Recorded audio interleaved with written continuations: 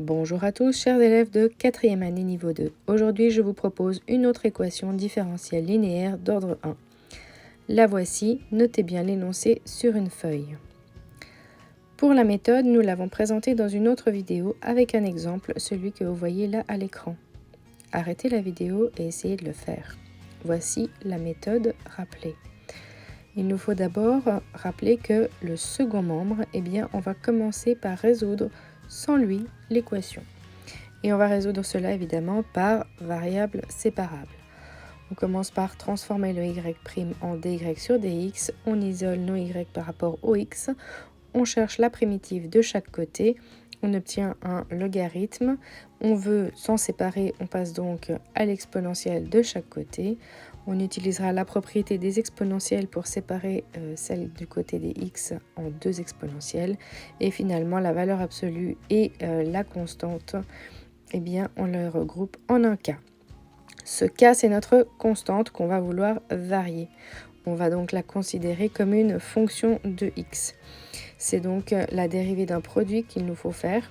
On peut noter ça k' fois l'exponentielle plus k fois la dérivée de l'exponentielle, mais ici, n'oubliez pas la dérivée intérieure.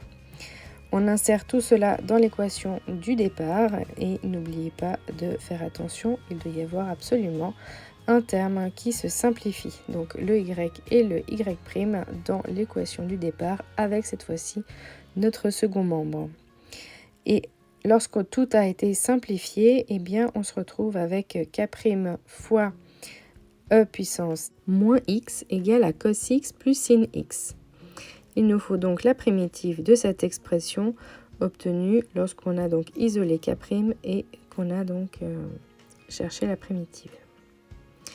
Cette expression, on voit qu'il faut une intégration par partie. Rappelons premièrement la formule. Moi, je vais noter u fois v', et donc le u, c'est cos x plus sin x. Si vous changez, ça ne va pas fausser la formule. Et le v', c'est la même chose que v, c'est notre exponentielle puissance x. U', par contre, évidemment, il faut encore le détailler. Et on peut appliquer notre formule. Je vous conseille fortement d'appliquer cela dans une marge encadrée d'une couleur parce que ici on a une double intégration, donc changer de couleur, changer d'encadré. Ici c'est absolument nécessaire pour ne pas s'embrouiller de faire des étapes. Je reprends u comme la fonction avec les sinus et cosinus et on a ainsi de nouveau le v et v' qui correspondront à e puissance x. On applique donc notre formule de l'intégration par partie. Si vous regardez bien tout ce qui se passe, vous allez avoir des cosinus qui vont se simplifier et les sinus avec toujours l'exponentielle vont rester. Mais malheureusement, on retrouve une intégration qui ressemble furieusement à celle du début. L'astuce ici, c'est de mettre en pause notre recherche de k et puis de se rendre compte que cette fonction-là, on l'a deux fois. On l'a donc au départ, puisque c'est ce qu'on cherche, et on l'a dans une des étapes de la deuxième intégration par partie. Donc on va considérer cette égalité-là, et on va se dire, si je les regroupe d'un même côté, comme l'inconnu d'une équation, j'ai deux fois cette intégrale, et finalement, de l'autre côté, qu'est-ce que j'ai ? J'ai deux fois un sinus fois l'exponentielle. Donc je vais pouvoir isoler ici mon expression. Donc en isolant mon expression, je vais pouvoir simplifier un petit peu puisque je vais me retrouver avec un 2 de chaque côté. Donc ici, on va donc avoir notre primitive à calculer. On simplifie nos deux. Je vous suggère l'utilisation de couleurs ici, ça aide énormément. En tout cas, une couleur simple comme du jaune.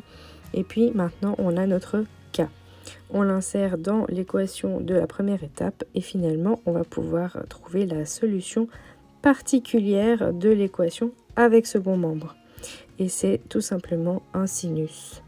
Conclusion, notre y recherché, c'est la solution de l'équation sans second membre plus notre solution particulière qui était sinus x. Et voici donc la fin de cette deuxième équation linéaire d'ordre 1. J'espère que cette équation vous aura permis de comprendre cette méthode. Ne vous embrouillez pas trop dans ces intégrations par partie. Prenez le temps de faire les étapes pas trop au stade de brouillon. Voici donc la méthode. N'hésitez pas à arrêter la vidéo, regarder d'autres passages et noter le prochain énoncé. Dites-moi si vous voulez une vidéo pour celle-ci. Bonne révision à tous!